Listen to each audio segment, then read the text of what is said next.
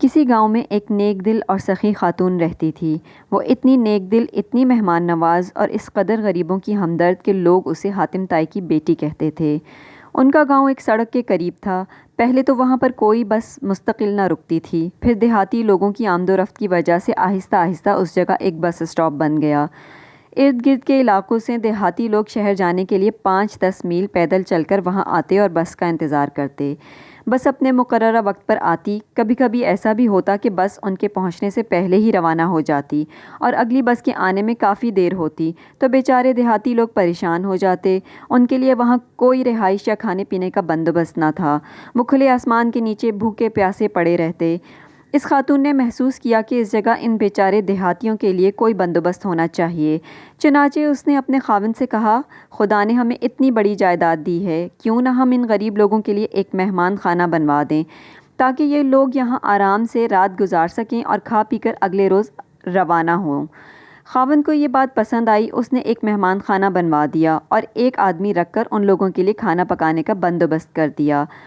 اب لوگ آتے اور جو انتظار کرنے پر مجبور ہو جاتے وہ وہیں مہمان خانے میں ٹھہر جاتے، کھانا کھاتے اور سو جاتے، پھر رات گزار کر اپنے کام کے لیے چلے جاتے۔ دن یوں ہی گزرتے رہے۔ بعض لوگ خواہ مخواہ دوسروں کی ہمدرد بننا چاہتے ہیں اور ان کو مشورے دینے لگتے ہیں۔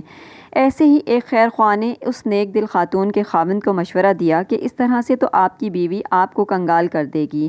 روزانہ آپ کے گھر سے اتنا اتنا کھانا پک کر آتا ہے اور مستحق اور غیر مستحق سب لوگ کھاتے ہیں، ایسی سخاوت کس کام کی؟ جب دوسرے خیر خواہوں نے بھی اس کی ہاں میں ہاں ملائی تو آخر خاوند بھی سوچنے پر مجبور ہو گیا کہ بھائی یہ تو لوگوں نے تماشا بنا لیا ہے۔ اس نے مہمان خانہ بند کرنے کا فیصلہ کیا۔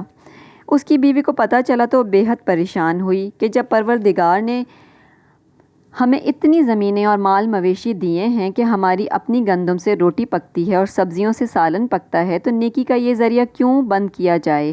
اس نے خاوند سے بات کی مگر وہ نہ مانا۔ خاتون کو موقع کی تلاش تھی۔ ایک دن وہ خاوند سے کہنے لگی، آج میری طبیعت کچھ اداس ہے، جی چاہتا ہے گھر سے نکل کر کھلی فضا میں گھوموں پھروں، کیوں نہ زمینوں کی طرف نکل جائیں؟ خاوند نے بہت اچھا کہا اور دونوں کھیتوں کی طرف روانہ ہو گئے۔ وہاں دور دور تک کھیت لہلہا رہے تھے، باغ اور چمن تھے اور ایک کنواں تھا جس سے لوگ پانی نکال رہے تھے۔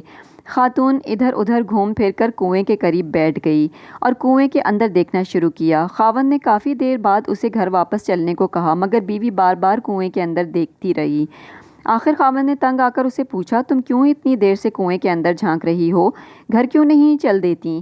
بیوی نے کہا، میں دیر سے دیکھ رہی ہوں کہ لوگ آتے ہیں اور کنویں کے اندر خالی ڈول ڈالتے ہیں اور بھر بھر کر پانی نکال لیتے ہیں، اس طرح تو یہ کنواں جلد خشک ہو جائے گا۔ خاوند نے کہا، ارے نیک بخت، ڈول سے پانی نکالنے پر بھی کہیں کنواں خشک ہوا ہے؟ تو سارا دن بیٹھ کر دیکھتی رہے تب بھی پانی میں کمی نہیں آئے گی، یہ کنواں بہت گہرا ہے۔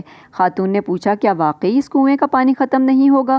بیوی نے کچھ سوچ کر کہا، ہمارے رب نے ہمارے گھر میں بھی ایک کنواں جاری کیا ہے، لوگ خالی پیٹ آتے ہیں اور پیٹ کا ڈول بھر کر جاتے ہیں، تمہیں کیوں ڈر ہوا کہ یہ کنواں خالی ہو جائے گا؟ جب یہ کنواں بند ہو جائے تو اس کے پانی میں سڑان پیدا ہو جاتی ہے۔ بیوی کی بات سن کر خاوند کے دل پر ایک چوٹ سی لگی۔ وہ کہنے لگا، میں مہمان خانے کو بند کرنے کا فیصلہ واپس لیتا ہوں، اس کا چلانے والا اللہ ہے۔ چنانچہ وہ خاتون جب تک زندہ رہی وہ مہمان خانہ اسی طرح جاری رہا۔